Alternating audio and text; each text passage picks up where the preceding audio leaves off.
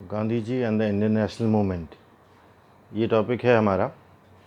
और हम लोग नॉन कॉपरेशन मूवमेंट के बाद शुरू करेंगे डिस्कशन, क्योंकि इसके पहले का डिस्कशन वीडियो में हो चुका है। तो गांधी जी ने गोरखपुर के चौरी चौरा के इंसिडेंट्स की वजह से नॉन कॉपरेशन मूवमेंट वापस ले लिया। अब नॉन कॉपरेशन मूवमेंट वापस ले लिया। नॉन कॉपरेशन मूवमेंट में इंडिया के मासेस पूरी तरह इन्वॉल्व थे, सारे बड़े लीडर्स इन्वॉल्व थे। प्रिंसली स्टेट्स को छोड़कर इंडिया के जो भी एजुकेटेड मासेस हैं, नॉन एजुकेटेड मासेस हैं, पीजेंट्स हैं, वर्कर्स हैं, वीमेन हैं, यंगस्टर्स हैं, सभी लोग मास मूवमेंट में इन्वॉल्व थे। लेकिन चौरी चौरा के इंसिडेंट्स के बाद गांधी जी ने ये नॉन कॉपरेशन मूवमेंट को वापस ले लिया। जब नॉन कॉपरेशन मूवमेंट को वापस ले लिया तो इतनी एनॉर्मस एनर्जी, जो पॉलिटिकल एनॉर्मस एनर्जी क्रिएट हुई थी, ये सारी एनर्जी एक तरीके से वेस्ट हो गई। बस यही वो समय था। आपको ये समझना है कि 1922 का इंडिया कैसा है। इस समय गांधी जी ने मूवमेंट वापस ले लिया है, यानी कि अब स्वराज मिलने वाला नहीं है। स्वराज मिलने वाला नहीं है। पॉलिटिकल एस्पिरेशंस बहुत ज़्यादा बढ़े हुए हैं। तो अब ऑप्शंस क्या अवेलेबल हैं? सबसे बड़ा ऑप्शन तो रशियन रेवोल्यूशन है, कम्युनिज़्म है। तो ज़्यादातर जो यंगस्टर्स हैं, जो नौजवान हैं, जो क्रांति में बिलीव रखते हैं, उनको तो कम्युनिज़्म बहुत जल्दी समझ में आने लगा। उनको तो कम्युनिज़्म की बातें बहुत जल्दी समझ में आती हैं कि क्लास स्ट्रगल होना चाहिए और एक क्लास दूसरी क्लास को सप्रेस कर दे, क्योंकि ये जो इंडस्ट्रियल लोग हैं ये एक्सप्लॉइट कर रहे हैं मज़दूरों को। तो ये सीधा सीधा रेवोल्यूशन की बात करते थे। और इसके अलावा क्रांतिकारी बम पिस्तौल की राजनीति करने में यकीन रखते थे। वो भी पूरी दुनिया से उसके संकेत आ रहे थे। अब जब एक बार आप पॉलिटिकली कॉन्शियस हो चुके हैं और आपके पास कोई लीडरशिप नहीं है, तो ये बहुत सारे लोग डाइवर्ट हो गए तो अलग अलग पॉलिटिकल आइडियोलॉजीज़ की तरफ। तो 1920 से 30 का जो ये पीरियड है, इसमें आप देखिए सबसे बड़ा जो नेगेटिव फैक्टर है, पहली बार कम्युनल राइट्स बहुत ज़्यादा हुए हैं इंडिया में। यानी जो अभी आपने नॉन कॉपरेशन मूवमेंट में हिंदू मुस्लिम यूनिटी देखी थी, वो हिंदू मुस्लिम यूनिटी बिल्कुल ख़त्म। और इसके पहले खिलाफत मूवमेंट में जैसा देखा गया था कि स्वामी श्रद्धानंद ने जामा मस्जिद से जाकर भाषण दिया था, आर्य समाज की नेता थे। अब वो सब कुछ नहीं है। ये 1922 से लेकर 1927 तक इंडिया में कम्युनल राइट्स बहुत एक्सट्रीम पर हैं। पॉइंट नंबर 1, हिंदू मुस्लिम राइट्स। क्यों? क्योंकि ब्रिटिशर्स लगा रहे हैं हिंदू मुस्लिम्स को, एजेंडा क्रिएट कर रहे हैं। मुस्लिम लीग मुस्लिम्स को सपोर्ट कर रही है, हिंदू महासभा हिंदू को सपोर्ट कर रही है। कांग्रेस के पास कोई ऑप्शन नहीं है, क्योंकि कांग्रेस के सबसे बड़े लीडर हैं, उन्होंने नॉन कॉपरेशन मूवमेंट वापस ले लिया है। और जो एनर्जेटिक लोग हैं, जो पॉलिटिकल लोग हैं, कोई कम्युनिज्म की तरफ अट्रैक्ट हो रहा है, कोई रेवोल्यूशनरी एक्टिविटीज़ की तरफ अट्रैक्ट हो रहा है। और जो लिबरल क्लास है, ऐसी क्लास है जो कॉन्स्टिट्यूशनल पॉलिटिक्स करते हैं, उनके लिए 1990 का जो मॉन्टेगू चेम्सफोर्ड रिफॉर्म, उसके थ्रू इलेक्शन लग करके असेंबलीज़ में जाना एक अपॉर्चुनिटी है, एक रास्ता है। और इस समय मोतीलाल नेहरू, तेज बहादुर सप्रू और गांधी जी, इनका जो कद है, जो पॉलिटिकल हाइट है, वो ऑलमोस्ट इक्वल है।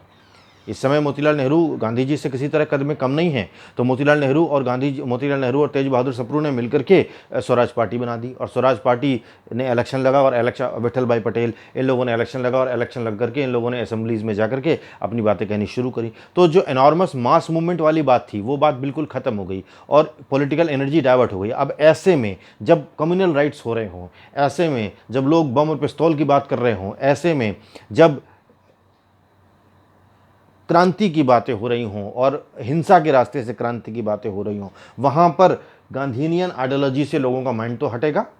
अब माइंड हटेगा। और गांधी जी, जैसे कि मैं डिस्कस कर चुका हूँ, गांधी जी तो फॉलोवर हैं बुद्ध के, गांधी जी तो फॉलोवर हैं सोक्रेटिस के, गांधी जी तो फ्रेंड हैं लियो टॉल्स्टॉय के, गांधी जी तो रस्किन के को फॉलोवर हैं, गांधी जी तो बाइबल और गीता को मानने वाले हैं। तो ऐसी कंडीशन में गांधी जी के पास यही ऑप्शन है कि वो मास ट्रेनिंग दें।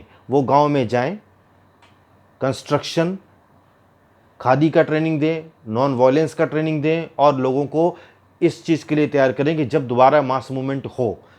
कांग्रेस कंस्ट्रक्टिव प्रोग्राम में क्यों लगी? ये क्वेश्चन उठाया जाता है कि गांधी जी नॉन कॉपरेशन के बाद इनएक्टिव हो गए, ऐसा बुक्स में लिखते हैं। इनएक्टिव नहीं हो गए। उनको ये पता था कि अभी इंडिया जो है वो पॉलिटिकली इस चीज़ के लिए ट्रेंड नहीं है। तो उन्होंने ट्रेनिंग देना शुरू किया लोगों को। बहुत लंबी हरिजन यात्रा की, गांव-गांव में जाकर उन्होंने खादी का प्रचार किया। तो गांधी जी ने कोई संन्यास नहीं ले लिया, उन्होंने जाकर के गांव-गांव में इंडिया का कैडर तैयार किया, पॉलिटिकल कैडर तैयार किया, कांग्रेस का कैडर तैयार किया जो नॉन वायलेंस के लिए बिल्कुल कमिटेड है और जो सत्याग्रह के लिए कमिटेड है। तो सत्याग्रह की जो रियल ट्रेनिंग है वो इन आने वाले 5-6 सालों में गांधी जी ने दी है, वो साबरमती आश्रम के थ्रू और उन सब चीज़ों के थ्रू। तो ये सारी बातें हैं और इसके अलावा ये सब हुआ। इसी बीच में जो जितनी भी बहुत सारी कम्युनिस्ट एक्टिविटीज़ हुई, बहुत सारी बम गोली की वारदातें हुई, लेकिन उनसे कोई फाइनली रिजल्ट नहीं आए। कुछ भी ऐसी कॉन्सिक्वेंस नहीं आ सके कि जिनसे कोई नेगोशिएशन हो सके या ब्रिटिशर्स को वो बहुत ज़्यादा थ्रेटन करने वाले हों। तो कुल मिलाकर के सिचुएशन दोबारा से हॉट होने के लिए कोई इशू होना चाहिए। वो इशू क्रिएट किया खुद ब्रिटिशर्स ने। वो इशू क्या था? वो इशू था साइमन कमीशन। ऐसा नहीं है कि इश्यूज पहले नहीं थे, लेकिन जब तक कोई मुद्दा नहीं होगा तब तक आप पॉलिटिकल वॉइस उठा कैसे सकते हैं। तो साइमन कमीशन जब आया तो तब तक 5-6 साल हो चुके थे और गांधी जी के पास अपना पॉलिटिकल कैडर तैयार करने का पूरा टाइम हो चुका था और उन्होंने अच्छी तरह से इंडिया को ट्रेंड कर दिया था। और दोबारा जो चौरी चौरा की गलती हुई है वो इंडियन हिस्ट्री में दोबारा गलती नहीं हुई। तो इवन भारत छोड़ो आंदोलन में भी पटरियाँ उखाड़ी गई, टेलीग्राफ वायर उखाड़े गए, लेकिन मास किलिंग नहीं हुई है, अंग्रेज़ों को मारा नहीं गया है, जो उनका नॉन वायलेंस का बेसिक फंडा था। तो गांधी जी ने पॉलिटिकली लोगों को ट्रेंड तो कर ही दिया था। तो ये जो 5-6 साल थे ये गांधीनियन एरा के हिसाब से इंडिया की पॉलिटिकल ट्रेनिंग के थे। कांग्रेस अपना ट्रेनिंग में लगी थी और बाकी जिसको जो पॉलिटिकल आइडियोलॉजी समझ में आ रही थी वो कर रहा था। ऐसा नहीं है कि बंगाल में एक्टिविटीज़ नहीं हो रही थी। चटगांव में सूरसेन ने बहुत वीरतापूर्वक चटगांव रेड करी और शहीद भी हुए। तो बाकी सारी एक्टिविटीज़ भी हो रही थी और बाकी सारी एक्टिविटीज़ की अपनी इंपॉर्टेंस अपनी जगह है, लेकिन हम गांधी डिस्कस कर रहे हैं तो अभी उसी पर फोकस कर रहे हैं। तो महात्मा गांधी ने इस पूरे पीरियड में पॉलिटिकल कंस्ट्रक्शन किया, हरिजन यात्रा करी, अस्पृश्यता के खिलाफ मूवमेंट चलाया, चरखा पर फोकस किया, खादी पर फोकस किया और एजुकेशन पर फोकस किया और साथ में ये जो स्वदेशी और जो नॉन कॉपरेशन के जो आइडियल्स थे उन आइडियल्स को पब्लिक तक पहुंचाने का काम किया। ये कांग्रेस के कंस्ट्रक्टिव ईयर्स थे और कांग्रेस को जब कंस्ट्रक्टिव ईयर्स का काम पूरा हो गया तो कांग्रेस को पूरा मौका दोबारा से मिला। गांधी जी कभी भी स्वदेशी जो ये स्वराज पार्टी थी इसकी आइडियोलॉजी से कभी भी सहमत नहीं हुए, तो उन्होंने स्वराज पार्टी को सपोर्ट नहीं किया। हालांकि मोतीलाल नेहरू उनके मिलने वाले बहुत अच्छे मित्र थे, लेकिन उन्होंने स्वराज पार्टी को खास सपोर्ट नहीं किया।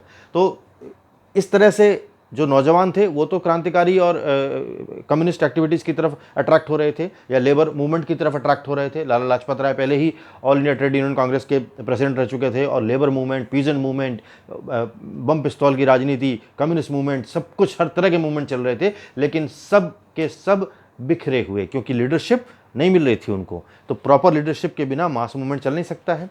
क्रांति होने के लिए तो प्रॉपर लीडरशिप चाहिए, तो वो नहीं हो पा रही थी।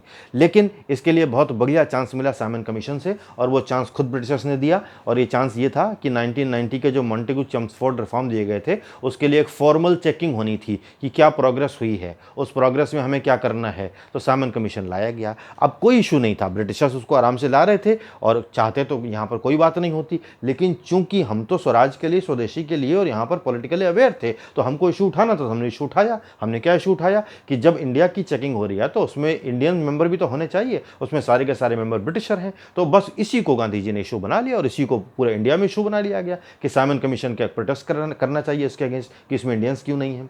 अब जब इंडियंस नहीं है तो इसमें कोई बड़ी बात नहीं थी, ये सिंपल बात थी, लेकिन चूंकि पॉलिटिकल हमको कोई पॉइंट चाहिए था तो हमको पॉलिटिकल पॉइंट मिल गया। और अब वही पॉलिटिकल पॉइंट, जैसे वहाँ पर रॉयलेट एक्ट हमको पॉलिटिकल पॉइंट मिला था, जलियांवाला बाग को हमने इशू बनाया था, यहाँ पर हमने साइमन कमीशन को इशू बनाया। और ये इशू बनाया कि साइमन कमीशन में इंडियंस की डेलिबरेटेड इंसल्ट करी जा रही है, जानबूझ करके इंसल्ट करी जा रही है कि इसमें इंडियंस जो हैं, क्वीन ने डेलिबरेटेड इंसल्ट करी है कि इसमें इंडियंस की प्रोग्रेस कितनी हुई है चेक करने के लिए कोई इंडियन भी उसमें होना चाहिए। सारे ब्रिटिशर्स ही चेक करेंगे कि इंडियंस की कितनी प्रोग्रेस हुई है।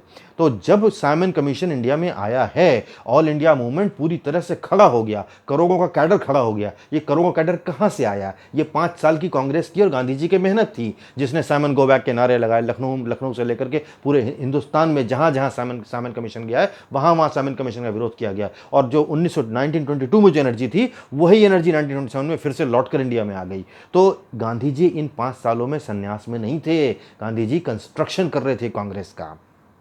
इसके पहले तो कांग्रेस पेड पार्टी ही नहीं थी। उन्होंने कांग्रेस का 54 सदस्य बनाना शुरू किया, कांग्रेस में पूंजीपतियों को जोड़ना शुरू किया। नहीं, कांग्रेस की फंडिंग नहीं होती, बिना फंड के आंदोलन चलेंगे कैसे? तो बेसिकली ये सब काम गांधी जी के थे। और इसके बाद Simon commission, Simon go back की तरह से किया गया। साइमन वापस नहीं गया, हमने इशू बनाया। साइमन, ऐसा नहीं कि साइमन अपना काम करके नहीं गया, साइमन ने अपना काम किया। साइमन कमीशन अपनी रिपोर्ट दी, और साइमन कमीशन ने जो रिपोर्ट दी उसी रिपोर्ट को क्वीन ने एक्सेप्ट किया, और उस जो एक्सेप्ट किया उसी के बेसिस पर 3 राउंड टेबल कॉन्फ्रेंसेस करी गई। गांधी जी ने पहली राउंड टेबल कॉन्फ्रेंस को बाइकआउट किया, हम नहीं जाएंगे राउंड टेबल कॉन्फ्रेंस में, क्योंकि आपने जो जांच करवाई है साइमन कमीशन से उसमें इंडियन लिया ही नहीं गया। तो कांग्रेस ने और गांधी जी ने इस बात को एक्सेप्ट ही नहीं किया।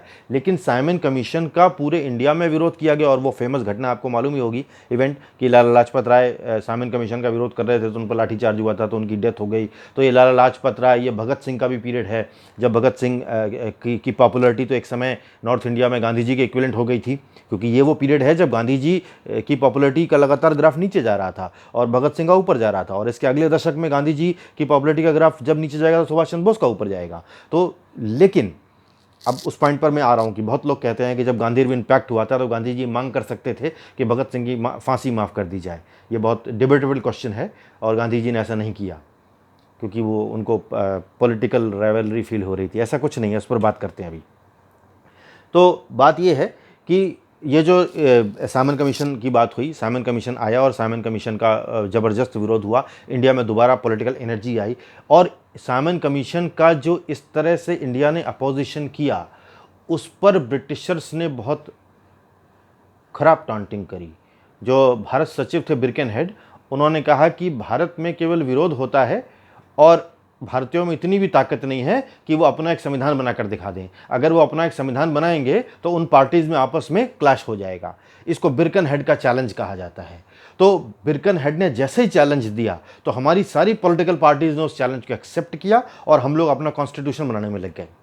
और हमने वो जो कॉन्स्टिट्यूशन बनाया उसी को नेहरू रिपोर्ट बोला जाता है। ये नेहरू रिपोर्ट जवाहरलाल नेहरू के नाम पर नहीं है, मोतीलाल नेहरू के नाम पर है। मोतीलाल नेहरू, तेज बहादुर सप्रू, इन सब लोगों ने मिलकर उस नेहरू रिपोर्ट को तैयार किया। ये 1928 की बात है। उस नेहरू रिपोर्ट में सारा वो फ्रेमवर्क बनाया गया। लोकसभा होनी चाहिए 500 मेंबर्स की, राज्यसभा होनी चाहिए 200 मेंबर्स की, 7 साल का टर्म राज्यसभा का होगा, 5 साल का टर्म लोकसभा का होगा, और किस तरह से इलेक्शन होगा। पूरा का पूरा जो बाद में इंडियन कॉन्स्टिट्यूशन में अडॉप्ट किया गया वो सारा फ्रेमवर्क नेहरू रिपोर्ट में बनाकर दिया गया। और हैरानी की बात है कि सारी पार्टीज ने उसको सपोर्ट किया, मुस्लिम लीग से लेकर हिंदू महासभा तक, किसी ने इस बात में विरोध नहीं किया। तो बिर्केनहेड का जो चैलेंज है उसको एक्सेप्ट किया गया, और एक्सेप्ट करके हमने ये दिखाया कि जो ब्रिटिशर्स हमारे बारे में अंडरस्टिमेशन कर रहे हैं कि हम लोग पॉलिटिकली मैच्योर्ड नहीं है, हमने अपनी पूरी मैच्योरिटी दिखाई। तो Nehru report was an answer from the Indians कि हम लोग कितना पॉलिटिकली मैच्योर हो चुके हैं। और नेहरू रिपोर्ट की अपनी सिग्निफिकेंस है। यही रिपोर्ट बाद में हमारे कॉन्स्टिट्यूशन का बेसिस बनी है।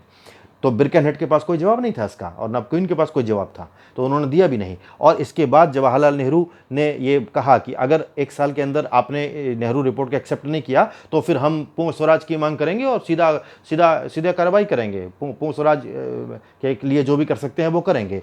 इस समय हालांकि गांधी जी ने नेहरू जी से कहा था, जवाहरलाल नेहरू से, कि आप बहुत तेज़ दौड़ रहे हैं, थोड़ा धीरे चलें। लेकिन नेहरू का नया खून था, तो ये लाहौर का सेशन था, जो लाहौर के सेशन में नेहरू ने पूर्ण स्वराज की घोषणा कर दी, और घोषणा करके वो भारत का झंडा भी फहरा दिया गया। और वो 26 जनवरी बाद में जो मनाया जाता है वो इसी के याद में मनाया जाता है। तो हमारा जो ये पूर्ण स्वराज की हम मतलब कांग्रेस अब जितना भी लगाई करेगी वो पूर्ण स्वराज के लिए करेगी। तो गांधी जी सारे काम बहुत सोच समझ कर करते थे। नेहरू को भी उन्होंने कमेंट किया था कि इतनी तेज़ भागने की ज़रूरत नहीं है, आराम से चलिए। लेकिन नेहरू ने उस चीज़ को किया, वो झंडा फहराया गया। और जो फेमस जो आपका जो पूर्ण स्वराज का इवेंट है वो आप सभी को फेमस हिस्ट्री में मालूम है क्या हुआ था।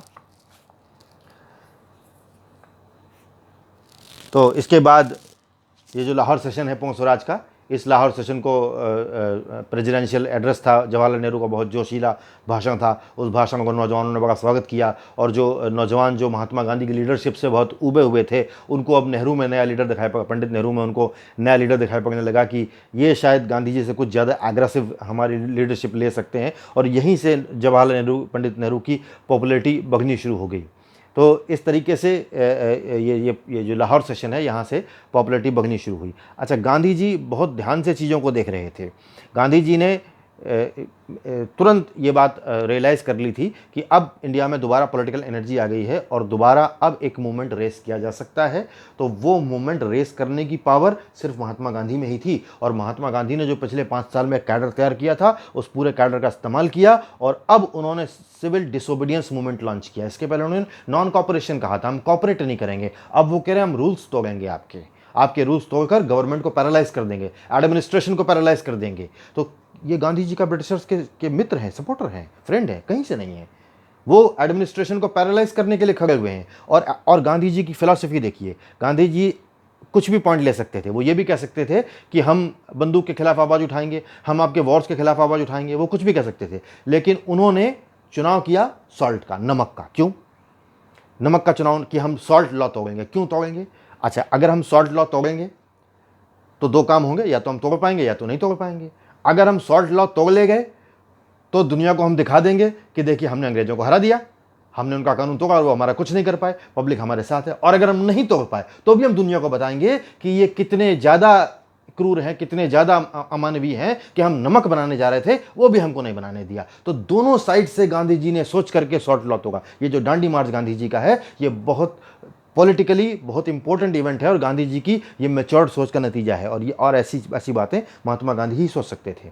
तो बेसिकली जो सिविल डिसोबीडियंस मूवमेंट लॉन्च किया गया, गांधी जी ने छोटी छोटी बातों को लिया ताकि उन पर सिंपैथी गेन हो सके। कहाँ पर सिंपैथी? ब्रिटेन में सिंपैथी, अमेरिका में सिंपैथी, पूरे वर्ल्ड में सिंपैथी। वो जानते थे मीडिया बहुत बड़ी पावर है। उनको पता था कि अगर वो एक्सपोज कर देंगे ब्रिटिश गवर्नमेंट को कि हम सॉल्ट बनाने जा रहे हैं और ये हमको रोक रहे हैं, तो कोई उनको मना नहीं करेगा। तो इसीलिए गांधी जी ने दांडी मार्च शुरू किया। और ये जो दांडी मार्च शुरू हुआ है, ये मार्च के महीने में शुरू हुआ और गांधी जी ने केवल अपने 76 सदस्यों के साथ, मेंबर्स के साथ ये दांडी मार्च शुरू किया है। और इस दांडी मार्च में गांधी जी ने जा करके सॉल्ट लॉ तोड़ा। अब अंग्रेज बिल्कुल डिलेमा में, अगर वो गांधी जी को रोकते हैं तो उनकी बदनामी हो जाएगी कि भाई वो एक वृद्ध आदमी सॉल्ट बनाने जा रहा है और हम उसको रोक रहे हैं, और अगर नहीं रोक पाते हैं तो उनकी हार हो जाएगी। और तो इस स्थिति को गांधी जी ने बहुत अच्छे तरीके से समझ लिया था और उन्होंने सॉल्ट लॉ तोड़ा। और सॉल्ट लॉ तोड़ने के बाद पूरे इंडिया में लॉस तोड़े गए। चौकीदारी कानून तोड़ा गया, वन कानून तोड़ा गया। पूरे हिंदुस्तान के लोग गांधी जी के साथ आए और एक बहुत बड़ा मास मूवमेंट क्रिएट हो गया।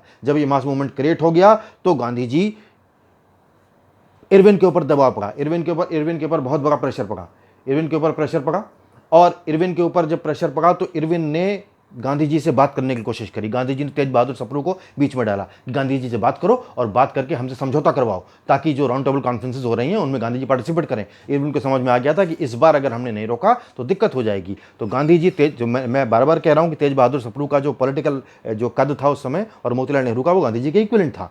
तो गांधी जी और ये तेज बहादुर सप्रू बहुत इंपॉर्टेंट है। बाद में जब सुभाष चंद्र बोस और आज़ाद हिंद फौज के मुकदमे हैं, ये भी तेज बहादुर सप्रू ने लगे हैं। तो तेज बहादुर सप्रू ने गांधी जी और इरविन के बीच में मीडिएटरशिप करवाई और अब बात करवाई गई। गांधी जी से कहा गया कि आप राउंड टेबल कॉन्फ्रेंस में जाइए तो, और जाकर के आप वहां पर बात करिए और जो आप चाहते हैं आपको सब मिलेगा। तो गांधी जी को यहां पर चालाकी से मूवमेंट रोकने के लिए इरविन ने समझौता कर लिया। अब इरविन ने समझौता कर लिया। समझौता यह किया गया कि हम सारे के सारे पॉलिटिकल प्रिजनर छोड़ देंगे। इरविन, इसको गांधी इरविन पैक्ट कहते हैं। गांधी इरविन पैक्ट गांधी जी ने नहीं किया, इरविन ने किया। तेज बहादुर सप्रू को बीच में डालकर किया क्योंकि अंग्रेज बहुत प्रेशर में थे और गांधी जी की एनर्जी डाइवर्ट करना चाहते थे। तो इस कंडीशन में जो गांधी इरविन पैक्ट किया गया, इस पैक्ट में यह कहा गया कि सारे पॉलिटिकल प्रिजनर छोड़ दिए जाएंगे और जो है सत्याग्रही इसको केवल उन लोगों को माफ़ नहीं किया जाएगा जिन्होंने वायलेंस का सहारा लिया होगा। और कांग्रेस से ये कहा गया, कुछ कांग्रेस सेक्रीफाइस किया, कांग्रेस से कहा गया कि आप ये मूवमेंट वापस ले लेंगे और जाकर के राउंड टेबल कॉन्फ्रेंस में पार्टिसिपेट करेंगे। अब यहाँ पर पॉइंट है, भगत सिंह की बात क्यों नहीं करी गई? भगत सिंह कितने भी सही क्यों ना हो, लेकिन गांधी जी की आइडियोलॉजी से उनकी आइडियोलॉजी तो नहीं मैच कर रही थी। बम की आइडियोलॉजी तो गांधी से मैच नहीं कर रही थी, इसलिए गांधी किसी भी तरीके से वो बात नहीं कर सकते थे। भगत सिंह वॉज राइट, इसमें कोई शक नहीं है, लेकिन गांधी जी ने इरविन से इसलिए नहीं बात करी। इसका ये आंसर है कि गांधी जी ने भगत सिंह की फांसी के लिए क्यों नहीं बात करी। कोई पॉइंट ही नहीं था, क्योंकि गांधी तो नॉन वायलेंस के सपोर्टर थे। तो इस चीज़ को कैसे उठा सकते थे? कोई मतलब ही नहीं था इस बात का, इसलिए नहीं किया गया। तो इस पर ज़्यादा डिबेट का कोई पॉइंट ही नहीं है। हर आदमी अपनी विचारधारा के अनुसार तो काम करता है। तो इस तरीके से ये गांधी इरविन पैक्ट हो गया। गांधी इरविन पैक्ट जब हो गया तो Gandhi ji round table conference में गए। सेकंड राउंड टेबल कॉन्फ्रेंस में गांधी जी पहुंचे। विदेशी इतिहासकारों ने लिखा है कि दुनिया के इतिहास में ऐसा सीन कभी नहीं देखा गया कि जिस महारानी का सूरज कभी ना डूबता हो, उस महारानी के बकिंघम पैलेस में हिंदुस्तान का एक फ़कीर धोती लपेट करके बराबरी की बात करने जा रहा हो। ऐसा दृश्य इस दुनिया के इतिहास में कभी नहीं देखा गया कि एक फ़कीर ब्रिटेन की महारानी से बराबरी की बात करने जा रहा हो। और बराबरी की बात करने गया, लेकिन वहाँ पर चालाकी कर दी गई। वहाँ पर क्या कहा गया? वहाँ पर यह कहा गया कि ये जो स्वराज का और जो स्वदेशी का ये तो सारा मुद्दा ही खत्म हो गया। ये कहा गया एंग्लो इंडियंस को भी रिप्रेजेंटेशन मिलेगा, सिख्स को भी रिप्रेजेंटेशन मिलेगा, ईसाइयों को भी मिलेगा, मुस्लिम्स को भी मिलेगा। गांधी जी केवल कांग्रेस के रिप्रेजेंटेटिव हैं, बाबा साहब अम्बेडकर को भी मिलेगा, हरिजन्स को भी मिलेगा, सबको मिलेगा। तो वहां पर माइनॉरिटीज का इशू हावी हो गया। गांधी जी को चीट कर लिया गया। वो माइनॉरिटीज की बात थोड़ी ना करने गए थे। क्यों? गांधी जी तो इंडियंस के लिए चाहते हैं, इंडिया डिवाइडेड थोड़ी ना चाहते हैं। गांधी जी तो पाकिस्तान का डिवीजन ये भी नहीं चाहते थे, भारत पाकिस्तान का बंटवारा हो। तो ये कैसे चाह लेंगे कि भारत में हिंदू से हरिजन अलग हो जाए या हिंदू से जो है वो मुस्लिम अलग हो जाए? वो तो कभी नहीं चाहेंगे। हुआ वो अलग बात है, लेकिन गांधी की विचारधारा मैं पहले ही बता चुका हूं, गांधी जी कभी चाह ही नहीं सकते हैं कि अलग हो जाए। तो वहां पर जब गांधी जी के साथ चीटिंग करी गई, गांधी जी डिसअपॉइंटेड वापस आ गए। वहां से प्रधानमंत्री रामजी मैकडोनाल्ड ने घोषणा कर दी, कम्युनल अवार्ड की, कि इंडिया में हरिजन्स को भी अब मुस्लिम्स की तरह रिप्रेजेंटेशन मिलेगा। अब यहां पर फिर पॉइंट उठता है कि गांधी जी चाहते नहीं थे कि हरिजन्स का डेवलपमेंट हो। अरे गांधी जी नहीं चाहते होते हरिजन्स का डेवलपमेंट हो तो गांधी जी हरिजन यात्रा क्यों कर रहे थे पिछले 5 साल से? गांधी जी ये चाहते थे भारतीय समाज का बंटवारा ना हो, तो गांधी जी ने इसके बदले पुनः पैक्ट किया बाबा साहब अम्बेडकर के साथ। और इन्होंने गांधी जी ने जेल में जो है वो आमरण अनशन शुरू कर दिया। तो बाबा साहब अम्बेडकर को आकर के गांधी जी के साथ पुनः पैक किया गया और जितनी सीटें कम्युनल अवार्ड से मिल रही थी उससे 11 सीटें दी। इसी बात को मुद्दा बना करके कहा जाता है गांधी जी हरिजनों का डेवलपमेंट नहीं चाहते थे, हरिजन विरोधी थे। इसको बनाकर पार्टीज अपना वोट लेती हैं, वो तो सब अलग बात है। लेकिन हिस्ट्री के स्टूडेंट को जानना चाहिए कि गांधी जी भारतीय समाज का बंटवारा नहीं चाहते थे, ना वो हरिजन अलग होना चाहते थे, ना वो ये चाहते थे कि ब्राह्मण ठाकुर अलग हो, ना वो ये चाहते थे कि मुस्लिम हिंदू अलग हो। वो सबको रोकना, क्योंकि वो तो इंडियंस के फेवर में काम कर रहे थे। तो कम्युनल और ब्रिटिशर्स इंडियन समाज को डिवाइड करना चाहते थे, नहीं तो सेकंड राउंड टेबल कॉन्फ्रेंस ये होता ही नहीं जो हुआ था। तो सेकंड राउंड टेबल कॉन्फ्रेंस ये हुआ, गांधी जी लौट कर आए, लेकिन तब तक मामला बदल चुका था। वायसराय भी बदल चुका था, वेलिंगटन वायसराय था और वायसराय ने कहा कांग्रेस से कोई बात नहीं, केवल दमन सप्रेशन शुरू हो गया। और गांधी जी के साथ गांधी जी ने दोबारा सिविल डिसोबीडियंस मूवमेंट शुरू किया, लेकिन इतना जोर से सप्रेशन किया गया कि दोबारा गांधी जी उस मूवमेंट को उठा ही नहीं पाए, उस मूवमेंट को रेज ही नहीं कर पाए। तो इस तरीके से इस टैक्टिक्स सफल हो गई। ये जो ब्रिटिशर्स की टैक्टिक्स थी वो सफल हो गई। गांधी जी का मूवमेंट की जो एनॉर्मस एनर्जी थी उसको उन्होंने डाइवर्ट कर दिया। और उसके बाद सामन कमीशन की रिपोर्ट आई, 3 राउंड टेबल कॉन्फ्रेंस हुई। राउंड टेबल कॉन्फ्रेंस के बाद सामन कमीशन की रिपोर्ट आई, उससे गवर्नमेंट ऑफ इंडिया एक्ट 1935 आया। गवर्नमेंट ऑफ इंडिया एक्ट 1935 आया तो मजबूरी में कांग्रेस ने कहा कि भाई चलिए, हम अब जब नहीं कुछ मास हमारे साथ नहीं है, अब क्या है, मासेस फिर गांधी की विचारधारा से फिर डाइवर्ट हो रही हैं, क्योंकि उनको लग रहा है कि हम तो फिर स्वराज चाह रहे थे, फिर आप नहीं दिला पाए हमको, तो अब फिर नए नए आइडियाज़ आ गए। अब कांग्रेस में लेफ्ट विंग का डिमांड होने लगा। अब सुभाष बोस की लॉबी को बहुत सपोर्ट मिलने लगा, साथ में जो जयप्रकाश नारायण और इन लोगों को बहुत सपोर्ट मिलने लगा। तो जो नौजवान लोग थे वो फिर डाइवर्ट होने लगे। अब कम्युनिज्म को उतना जोर नहीं था, लेकिन अब जो कांग्रेस का जो लेफ्टिस्ट ब्लॉक था वो डेवलप, क्योंकि उनको लग रहा था गांधी जी कुछ कर नहीं पाएंगे, गांधी जी हमको जो चीज़ है वो दे नहीं पाएंगे। तो मजबूरी में कांग्रेस को जो 1935 के जो इलेक्शन थे वो लगे गए। 28 महीने कांग्रेस ने अपनी सरकारें भी चलाई, बहुत अच्छी चलाई, बड़ी मेहनत करी।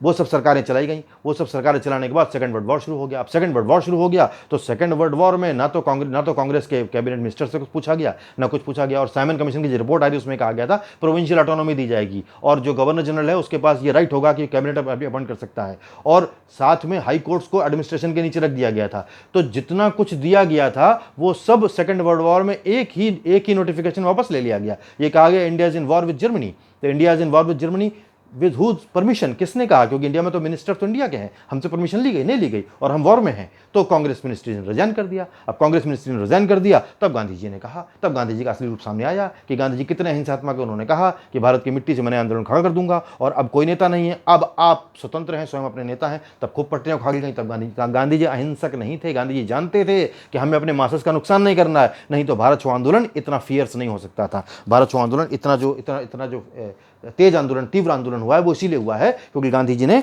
जो ग्वालियर टैंक मैदान से जो घोषणा करी है कि अब जो है इंडिया को सेल्फ फाइट करना है, जो अगस्त क्रांति जिसको कहा जाता है। तो 1942 का जो क्विट इंडिया मूवमेंट है वो इस तरह से हुआ है। तो ये सब क्विट इंडिया मूवमेंट और उसके बाद अंग्रेज कमज़ोर पड़ गए पूरी दुनिया में सेकंड वर्ल्ड वॉर में। और उसके बाद उन्होंने तो फिर झड़ी लगा दी, वेवेल प्लान और कैबिनेट मिशन और अगस्त ऑफर और माउंटबेटन प्लान।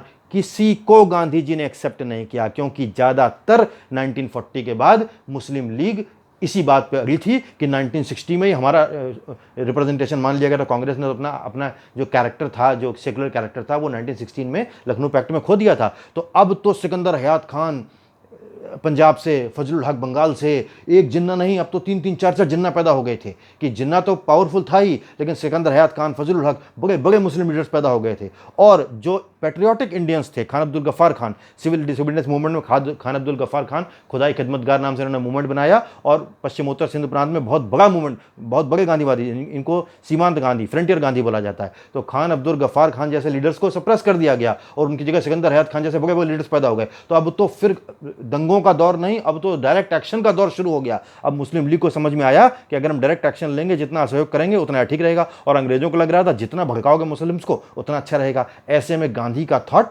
दबा दिया गया, और गांधी का थॉट दबा दिया गया, और नौजवान खून जो था वो सुभाष बोस और जवाहरलाल नेहरू और सरदार पटेल इस लीडरशिप की तरफ देख रहा था। तो लेकिन चाहे नेहरू हो या पटेल हो, बोस तो नहीं, लेकिन ये सब लोग गांधी को ही फॉलो करते थे, भले ही गांधी जी एक्टिवली सीन पर नहीं थे। लेकिन उसके बाद कंटिन्यूअसली गांधी जी ने इंडिया का पार्टीशन भी एक्सेप्ट नहीं किया, लेकिन किया गया, कोई रास्ता नहीं था। ये क्वेश्चन भी हमसे पूछा था एसएससी बोर्ड में, why did Congress accepted the partition, क्योंकि कोई रास्ता नहीं था, हम एक की जगह हमको 10 पाकिस्तान पैदा करने पड़ते। तो बेसिकली गांधी जी ने राष्ट्रपिता की तरह ही अपनी भूमिका निभाई, उनका रोल राष्ट्रपिता की तरह ही था। हमारे इस चैप्टर में एक बात और है, बाबा साहब अम्बेडकर का रोल क्या है। तो बाबा साहब अम्बेडकर बेसिकली इंडिया के पहले लॉ मिनिस्टर थे, और उन्होंने ये इकोनॉमिक्स में पीएचडी थे, और इन्होंने बहिष्कृत हितकारिणी सभा और मूक नायक और ये सब पत्र चलाए, और अपने जो सप्रेस समाज था उसके लिए बहुत ज़्यादा काम किया, बहुत टावरिंग पर्सनालिटी थे। लेकिन एक वर्ग विशेष के लिए काम कर रहे थे। हालांकि इनका जो काम है वो किसी भी तरीके से गांधी के काम से कम नहीं है। तो बाबा साहब की टावरिंग पर्सनैलिटी है, और इसी कारण उनको आज़ाद भारत का पहला लॉ मिनिस्टर भी बनाया गया, और भारतीय संविधान के निर्माता भी हैं। जो ड्राफ्टिंग कमेटी थी उसका चेयरमैन उनको बनाया गया, और भारतीय दुनिया भर के संविधान उन्होंने स्टडी किया, और स्टडी करके उसको संविधान बनाया। और उसमें जो सुरंताएँ हम मांग रहे थे दादा भाई नौरोजी के समय से, वो सारी राइट टू फ्रीडम, आर्टिकल 19 पढ़िए, हमारे कॉन्स्टिट्यूशन का सारी की सारी फ्रीडम दी गई है। तो ये सारी बातें हैं जिनके बेस पर हम समझ सकते हैं कि महात्मा गांधी का क्या रोल है हमारे फ्रीडम मूवमेंट में। तो अगर आप ये समझ गए हैं तो चैप्टर आपको बहुत अच्छे से समझ में आएगा। आप ये समझ कर, ये ऑडियो वीडियो सुन करके चैप्टर पढ़िए, आप सारे क्वेश्चंस के जवाब दे लेंगे। Thank you very much.